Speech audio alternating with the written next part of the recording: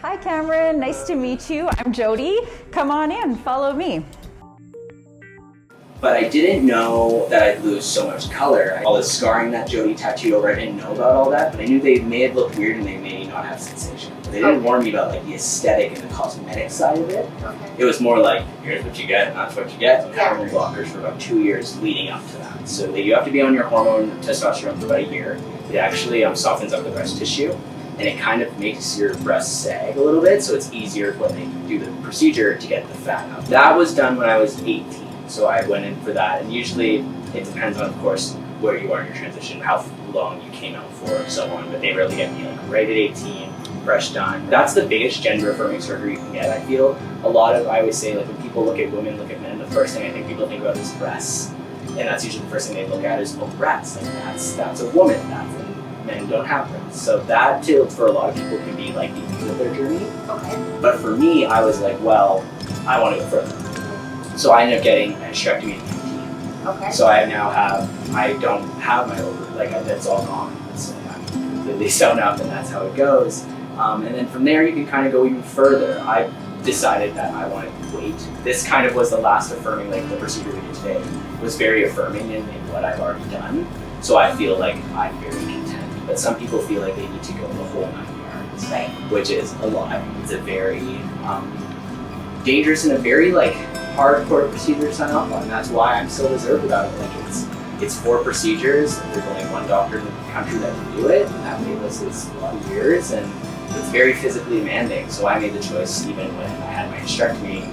That was a lot. I was like, I can't do this again. In the sense of society, too, of us being so open of like, men don't have to just have penises and men don't just have to have vaginas. It's really also taught me that I can be whatever I want to be physically as long as I look in the mirror and I'm happy. But that took a long time. For a lot of years, I really pressured myself to get like the whole spiel deal. I would just say anybody who feels like when they look in the mirror it doesn't match, like that they do not, and not in the sense of, oh, I don't like my acne or I don't like this. It's in the sense of I envision and can see myself as a whole other person or an evolution of myself. That's how I would describe it as transgender, just constantly evolving, constantly learning who you are, and constantly growing into the person you want to become. Because it's such an open umbrella now. Because back then it was so black and white.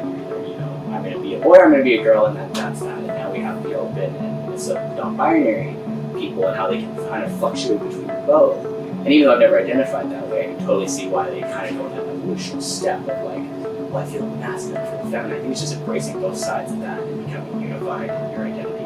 Whether it's, oh, I can ride my bike on a hot summer day with my, my areolas out in my chest and it's completely normal and no one will take a second look at me. Yeah. So it's kind of just giving you that confidence to be like, okay, I'll just take off my shirt in the park, or I'll take off my shirt, if I want to just like go swimming in the evening, just take off my shirt. It's not a big deal anymore. Yeah. It just all looks the same. Yeah. It's no longer like, oh, well, it's good, but this could be better, or oh, I don't really like this about it. It's like, no, I like it all. And this is the results that I wanted. Because before it was kind of like, I got what I got and it was great, but it wasn't perfect, and I wasn't 100% happy with it. The hard truth, I would say the hard truth is what got my parents to do that. It's sad, but unfortunately, a psychiatrist has to go, you either have a happy son or a dead daughter. And it's really tough to hear, but my parents had to be like, what do we want? We want to have a son. And that's when reality hit them. Like, your son, so many people kill themselves over that they can't be themselves. And if you don't, give a little bit to this cause, unfortunately, that's the way your daughter might go.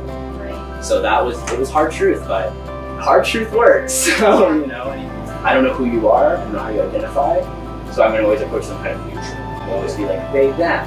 If I really don't know, or I don't know if that's a man or don't know, I'll be like, oh, well, they seem really cool. Instagram has so many amazing, I think, feminism pages and LGBT pages, and yeah, you can just follow, and even if you search up the hashtag, or you can just find, it's endless. I think getting involved in your community and just being aware that these people exist in your community and editing your language can really just be 200 steps forward.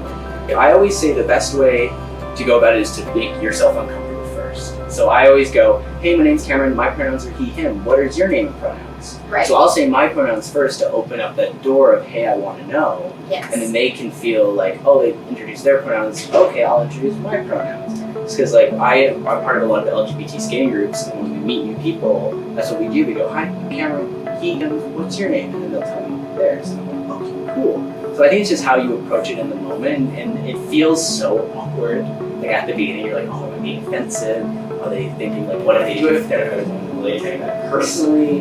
It's really just once you make yourself uncomfortable, then they see that you're making that effort, and they'll kind of reciprocate.